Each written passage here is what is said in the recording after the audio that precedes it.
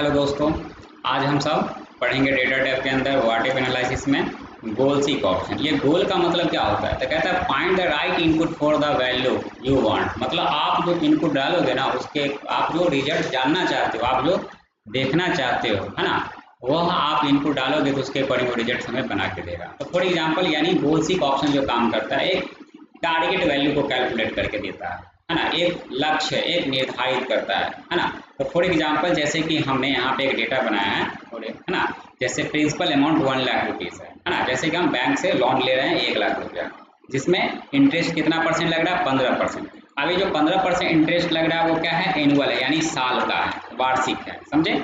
और यहाँ पे कितने समय के लिए ले रहे हैं EMI, मतलब ये लोन, तो 5 साल के लिए ले रहे हैं, समझे। तो अब हमें ये जानना है कि टोटल, है ना, EMI अगर हम मंथली में पे करना चाहते हैं, यानी 1 लाख रुपया का 15% के अकॉर्डिंग 5 साल में अगर हम जमा करते हैं प्रत्येक महीने के अकॉर्डिंग, तो हमें पर महीने कितना EMI पे करना होगा। तो ये EMI कैलकुलेट करना हम ऑलरेडी पढ़ा रखे हैं, PMT फंक्शन, जिसका यूज करके अभी हम कैलकुलेट करेंगे, है ना। फिर उसके आगे हम आपको देखते हैं यहाँ पे गोल सीक कैसे काम करता है। तो चलिए पहले हम यहाँ पे EMI कैलकुलेट कराते हैं। तो EMI कैलकुलेट कराने के लिए क्या यूज करना होगा? फॉर्मूला यूज करना होगा क्या? तो इक्वल PMT ब्रैकेट लेना है और रेट। तो रेट जो है आपका यहाँ पे क्या है ना, यहाँ पे दिया हुआ, यानी B number column row number 2 में है। तो ये रेट का सेलेक्ट से लेना है, लेकिन रेट क्या है? ये है हमारा एनुअल, है ना। ये रेट जो है एनुअल है, लेकिन हमें क्या करना है? EMI भरना है मंथ में। तो हमको क्या करना होगा? एनुअल है यानी वार्षिक है, सालाना है, तो इसको मंथ में बदलना होगा। तो इसके लिए क्या करना होगा? बट्टा 12 करना होगा, समझे। फिर कॉमा देना है। इसके बाद बात करें NPR, नंबर ऑफ पीरियड। तो नंबर ऑफ पीरियड क्या है? यानी हमारा जो साल, यानी जो दिया हुआ है समय, ये 5 साल के लिए दिए हुआ है, यानी 5 साल में हमें चुकाना है। तो 5 साल में चुकाएंगे, लेकिन हमको प्रत्येक महीने के अकॉर्डिंग भरना है ना EMI। तो इसको साल में दिया हुआ है तो हमको महीना में बदलना है। तो मल्टीप्लाई क्या करना होगा? 12, यानी 12 से मल्टीप्लाई करना होगा, है ना। तो फिर महीने में कन्वर्ट हो जाएगा।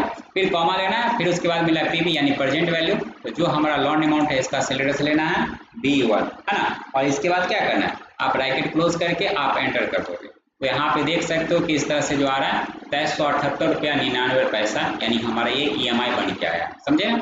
अब ये डॉलर के सिंबल में दिख रहा है ना, और यहाँ पे डेसिमल अंक भी ऐड हो चुका है। तो हमें होम में चले जाना है और यहाँ से हम क्या करते हैं? अगर हम डॉट पे क्लिक करते हैं तो डेसिमल अंक, मतलब ये डॉलर का सिंबल क्या होगा? वो हट चुका है ना। अगर हम करेंसी सिंबल लगाना चाहते हैं तो आप यहाँ पे चले जाएंगे। आप इंडियन रुपीज़ का लगाना चाहते हैं तो आपको मोर अकाउंटिंग में यहाँ से आपको मिल जाता है, जैसे कि इंडियन रुपीज़ का, है ना, बहुत सारा। यहाँ पे अभी करेंसी सिंबल आ रहा है तो देख सकते हैं। हम यहाँ पे इंडियन रुपीज़ का लगाना चाहते हैं तो यहाँ से हम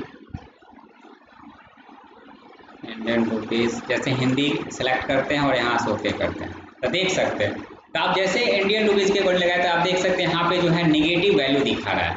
निगेटिव वैल्यू को अगर हम पॉजिटिव में दिखाना चाहते हैं, है ना, क्योंकि ये बैंक के नजरिए से बनाते हैं आउटफ्लो हो रहा है, जिसकी वजह से निगेटिव वैल्यू में आ रहा है। तो हमें यहाँ पे निगेटिव वैल्यू हटाना है। तो फार्मूला में आपको क्या करना है? यहाँ पे, है ना, आपको यहीं पे रखना है और F2 कर लीजिए और यहाँ से माइनस लगा देना है फार्मूला में, है ना, और एंटर कर देंगे तो आप देख सकते हैं पॉजिटिव वैल्यू में नजर आ रहा है।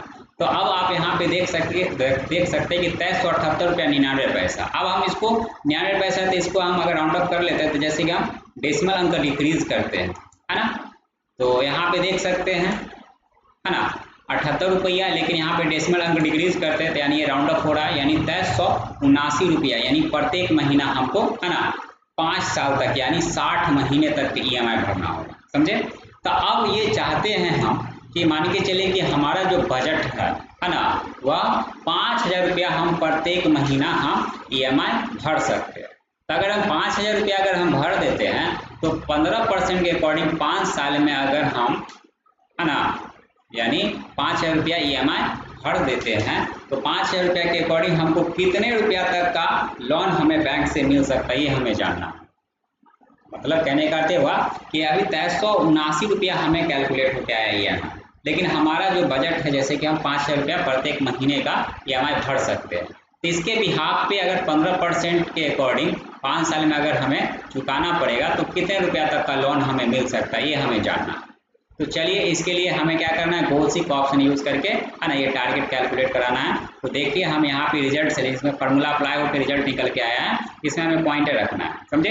और जाना कहाँ है, डेटा टैब के अंदर, और मिलेगा हमें वार्टिप एनालिसिस के अंदर कौन सा ऑप्शन, तो गोल सीक वाले ऑप्शन पे क्लिक करना है।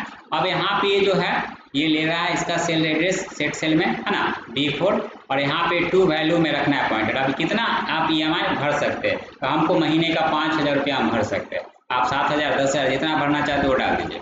और बाय चेंजिंग सेल में पॉइंटर रखना है, और जो प्रिंसिपल अमाउंट जो मूलधन है उसका सेल एड्रेस लेना है, और यहाँ से हम ओके करेंगे। तो जैसे कि हम ओके किए हैं तो यहाँ पे वो टारगेट हमें वैल्यू कैलकुलेट करके दे रहा है 5,000 के अकॉर्डिंग, कि अगर 5,000 रुपया आप भरते हैं तो उसके अकॉर्डिंग हमें 2,10,172 रुपया 96 पैसे यानी 173 रुपया तक का लोन हमें मिल सकता है। तो इस प्रकार जो है ये टारगेट हमें कैलकुलेट करके दे दिया। अब जैसे हम यहाँ पे ओके पे क्लिक कर देंगे तो ये अप्लाई हो जाएगा, यही एक्सेप्ट हो जाएगा, और कैंसिल करते हैं तो पहले जो था फिर वही आ जाएगा। अगर हम इसी तरह से और कोई दूसरे वैल्यू का जानना चाहते हैं तो हम इसी में रखें पॉइंटर, और हम वार्टिप एनालिसिस के अंदर गोल सीक में चले गए। हम चाहते हैं कि नहीं, हमारा जो क्षमता है 9,800 रुपया तक का हम भर सकते हैं, है ना, तो उसके हिसाब से हमको कितने रुपया तक का लोन मिल सकता है। अब इसमें रखें पॉइंटर, और बाय इसमें रखेंगे, है ना, बाय चेंजिंग सेल में, और प्रिंसिपल सेल अमाउंट सिलेक्शन करके ओके कर लेंगे। तो इसी के अकॉर्डिंग अगर हम लेते हैं 9800 रुपया अगर भरते पड़ते एक महीना, तो उसके हिसाब से हमको 4,11,939 रुपया का हमें EMI मतलब ये लोन मिल जाएगा बैंक से। तो इस प्रकार जो हम सब क्या करते हैं, यूज़ करते हैं गोल सीक ऑप्शन। अब यहाँ से ओके कर देंगे, ये अप्लाई हो जाएगा। देखिए इस तरह से ये ऑप्शन हम यूज़ करेंगे। नेक्स्ट ऑप्शन की हम बात करते हैं, तो आपको बता दें डेटा टैब के अंदर नेक्स्ट ऑप्शन है वार्टिप एनालिसिस के अंदर डेटा टेबल। तो डेटा टेबल क्या काम करता है, तो चलिए हम आपको डेटा टेबल के बारे में बता देते हैं। अब जैसा कि मान के चलिए कि हम बैंक से जो पैसा लोन ले रहे हैं ना, 1 लाख रुपया अगर हम ले रहे हैं, तो अगर हमें वहाँ पे, है ना, 1 साल के लिए ले रहे हैं तो उसके अकॉर्डिंग हमें कितना EMI जमा करना पड़ रहा है। इसी तरह से अगर हम 2 लाख रुपया ले रहे हैं 1 साल में, अगर हमको जमा करना होगा तो उसके अकॉर्डिंग कितना EMI भरना पड़ेगा 3 साल में, है ना। अगर उसी 2 लाख के अमाउंट का जानना चाहते हैं 3 साल में भरना होगा तो कितना EMI जमा करना होगा। तो चलिए हम उसका एक डेटा टेबल के थ्रू हम समझते हैं। तो पहले क्या करना है, एक डेटा हमें तैयार करना है। जैसे कि यहाँ पे हम प्रिंसिपल अमाउंट डालते हैं, जैसे कि प्रिंसिपल अमाउंट, फिर यहाँ पे नेक्स्ट हम डाल देते हैं ड्यूरेशन, यानी यहाँ पे मंथ डाल देते हैं जैसे कि, और यहाँ पे डाल देते हैं रेट डाल देते हैं, रेट आपका वार्षिक होता है, और फिर यहाँ पे EMI। तो जैसे कि हम यहाँ पे प्रिंसिपल अमाउंट यानी लोन अमाउंट जो वैल्यू है हम लेते हैं जैसे कि 1 लाख रुपया, है ना। 1 लाख को कितने महीने में चुकाना है, हम 24 महीने में चुकाना चाहते हैं, तो 24 महीने डाल दिए। कितना परसेंट, हम जैसे 8% ले लेते हैं। तो अब यहाँ पे हमें जानना है कि 1 लाख रुपया का 24 महीने में अगर हमें जो चुकाना है 8% के अकॉर्डिंग, तो हमको, है ना, पर महीने कितना EMI भरना पड़ेगा। तो चलिए इसके लिए भी फॉर्मूला अप्लाई करेंगे, इक्वल PMT, क्योंकि हमको EMI ही जानना है, इक्वल PMT ब्रैकेट लेना है, और यहाँ से क्या करना है, रेट कह रहा था, रेट जो है हमारा वार्षिक है तो हमको इसको महीना में बदलना होगा, है ना, क्योंकि मंथली चुकाना है, तो बट्टा 12 करेंगे, कॉमा देंगे, और यहाँ पे NPR नंबर ऑफ पीरियड। तो यहाँ पे जो है हम मंथ लिए 24, तो हम इसका सेलेरी लेना है, और इसमें कुछ नहीं करना है क्योंकि ऑलरेडी मंथ में ही है, कॉमा लेना है, और फिर यहाँ से PV जो लोन अमाउंट है उसका सेलेरी लेना है, और ब्रैकेट क्लोज करके आपको क्या करना है, एंटर कर देना है। तो देख सकते हैं यहाँ पे 4522 रुपया 73 पैसा आ चुका है। अब यहाँ पे अगर हम डिसिमल अंक हटाना चाहते हैं तो यहाँ पे, है ना, डिक्रीज कर दीजिए, और यहाँ पे आप देख सकते हैं अब यहाँ पे, है ना, 4523 रुपया करके आ रहा है कैलकुलेट होकर। तो अब यहाँ पे क्या है कि 1 लाख रुपया अगर हम 24 मंथ में अगर भरते हैं, 24 मंथ के लिए लेते हैं, 8% अकॉर्डिंग इंटरेस्ट भरते हैं, तो हमको 24 महीने में, तो है ना, 24 महीने प्रत्येक महीने में आपको 4523 रुपया EMI भरना पड़ेगा 24 मंथ तक। लेकिन अब ये जानना चाहते हैं कि नहीं, हमको अगर 2 साल में ही अगर 1 लाख रुपया अगर भरना होगा, मतलब 3 साल में भरना होगा, या 4 साल में भरना होगा, या 1 साल में भरना होगा, तो उसके हिसाब से हमको 8% अकॉर्डिंग पर महीना EMI कितना देना होगा, ये हमें जानना है। तो जैसे कि यहाँ पे हम हटा देते हैं, जैसे 12 महीने तक का जानना चाहते हैं, 24 महीने तक का जानना चाहते हैं, 36 महीने तक का जानना चाहते हैं, आपको जितना डालना है वो आप डाल सकते हैं, 36, 40 जो भी डालना है वो डाल सकते हैं। अगर हम यहाँ पे बात करते हैं जैसे कि हम 48 महीने तक का जानना चाहते हैं, है ना, हम यहाँ पे 50 महीने तक का जानना चाहते हैं, अगर हम जानना चाहते हैं 60 महीने तक का जानना चाहते हैं, तो जो आपको जानना है वो डाल दीजिए। और यहाँ से आपको क्या करना है, कितने अमाउंट का जानना है, तो जैसे हम 1 लाख का जानना चाहते हैं, 1 लाख अमाउंट डाल दिए, जैसे 1.25 लाख का जानना चाहते हैं 1.25 लाख डाल दिए, 1.5 लाख तक का जाना है तो 1.5 लाख जान दिए, 1,75,000 तक का जाना है 1,75,000 डाल दिए, 2 लाख तक का जाना है तो 2 लाख डाल दिए, है ना। 2.5 लाख तक का जाना है 2.5 लाख डाल दीजिए, 5 लाख तक का जाना है तो 5 लाख डाल दीजिए, मतलब जितना अमाउंट तक का आपको जानना है वो डाल दीजिए, है ना। तो अब हमें ये जानना है कि अगर 1 लाख रुपया को 24 महीने में अगर भरते 8% अकॉर्डिंग तो 4523 रुपया EMI भरना पड़ेगा। लेकिन यही अगर हमको 1 लाख रुपया का 8% अकॉर्डिंग 12 महीने में जमा करेंगे, है ना, इसी 1 लाख रुपया का 12 महीने में 8% अकॉर्डिंग जमा करेंगे तो हमको कितना EMI भरना पड़ेगा, ये हमें यहाँ पे कैलकुलेट करके जाना है। इसी तरह से अगर 1 लाख रुपया का 2 साल में भरेंगे तो कितना देना पड़ेगा, तो 2 साल का तो ऑलरेडी कैलकुलेट है यहाँ पे, है ना। लेकिन इसी तरह से अगर हम कोई 1 लाख रुपया का अगर 3 साल में 36 महीने भरते हैं तो कितना देना पड़ेगा, 4 साल में भरते हैं तो कितने महीने देना पड़ेगा, 50 महीने में अगर जमा करते हैं तो कितने देना पड़ेगा, 5 साल में भरते हैं तो कितने देना पड़ेगा, ये हमें जानना है। तो कैसे कैलकुलेट करेंगे, इसी तरह से 1.25 लाख का जानना है, 1.5 लाख का जानना है, तो हमें क्या करना है, अब यहाँ से ये पूरे डेटा का सिलेक्शन कर लेना है ना। यानी जहाँ से रिजल्ट कैलकुलेट हो गया है ना, यहाँ से लेके पूरे डेटा क्या करना है, यहाँ तक सिलेक्शन कर लेना। और इसके बाद आपको जाना है कहाँ, तो डेटा टैब में जाएंगे और आपको मिलेगा वाटिप एनालिसिस के अंदर डेटा टेबल, इस पर क्लिक करेंगे तो आप देख सकते हैं यहाँ पे डेटा टेबल में रॉ इनपुट सेल, है ना। तो रॉ इनपुट सेल में आपको क्या करना है, तो यहाँ पे जो है सेल एड्रेस आपको सेलेक्ट करना है ना।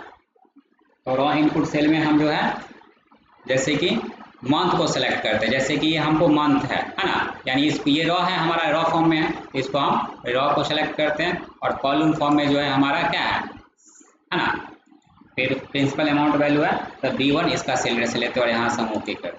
तो देख सकते हैं इस प्रकार जो है ये आ चुका है। अब यहाँ पे निगेटिव वैल्यू ले रहा है, क्यों ले रहा है, क्योंकि हम यहाँ पे फार्मूला में जो है यहाँ पे माइनस नहीं लगाए थे, माइनस लगा देंगे तो देखिए पॉजिटिव वैल्यू में सब आ चुका है। आप देख सकते हैं सबका सब आपका डेसिमल अंक में ले रहा है, 2 अंक डेसिमल भी ले रहा है, तो हम डेसिमल अंक हटा देते हैं, जैसे कि है ना, यहाँ पे डिक्रीज करके हटा देते हैं ताकि समझ में थोड़ा सा बेहतर आवे। तो देखिए अब 1 लाख रुपया का, है ना, यहाँ पे 24 महीने के अकॉर्डिंग 8%, है ना, 24 महीने में 8% अकॉर्डिंग भरते हैं तो 4523 रुपया देना पड़ा। वही 1 लाख रुपया का अगर 12 महीने में अगर जमा करते हैं तो हमको 8699 रुपया का EMI 12 महीने तक भरना होगा। अगर 2 साल की बात करते देख लीजिए 1 लाख रुपया का 4523 रुपया जो यहाँ पे निकल के आया तो वही दिखा रहा है। फिर 1 लाख रुपया का अगर हम 36 महीने में जमा कर देते हैं 3134 रुपया का हमें, है ना, EMI भरना पड़ेगा। अगर 48 महीने में बात करते हैं तो देख लीजिए 2441 रुपया का भरना होगा। इसी 1 लाख रुपया अगर 50 महीने में भरते हैं 2358 रुपया का EMI भरना पड़ेगा। और 60 महीने में भरते हैं यानी 5 साल में भरते हैं तो यहाँ पे 2028 रुपया का EMI भरना पड़ेगा। इसी तरह से अगर 1.5 लाख रुपया की बात करते हैं तो 1,25,000 का अगर हम 8% अकॉर्डिंग 12 महीने में भरते हैं तो 10,874 रुपया का EMI भरना पड़ेगा। अगर 24 महीने में भरते हैं तो 5,653 रुपया का, 36 महीने में तो 3917 रुपया का, 48 महीने में तो यानी 4 साल में 3052 रुपया, 50 महीने में 2948 रुपया, 60 महीने में तो देख सकते हैं 2535 रुपये का EMI भरना पड़ेगा। इसी तरह से 1.5 लाख का जानते हैं 12 महीने के अकॉर्डिंग 8% के, है ना, 8% अकॉर्डिंग 12 महीने में जमा करेंगे तो 13,048 रुपये का EMI 12 महीने तक भरना होगा।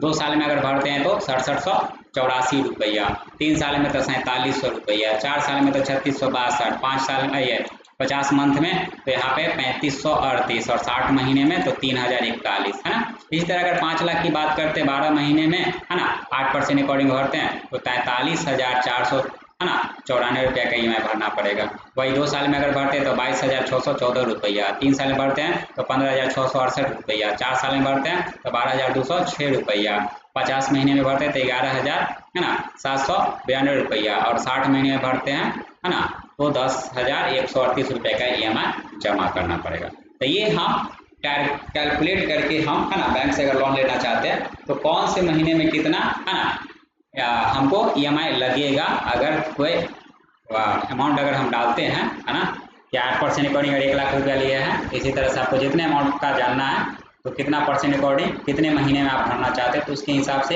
डेटा टेबल के थ्रू वो, है ना, कैलकुलेट करके आप देख सकते हैं, समझ सकते हैं।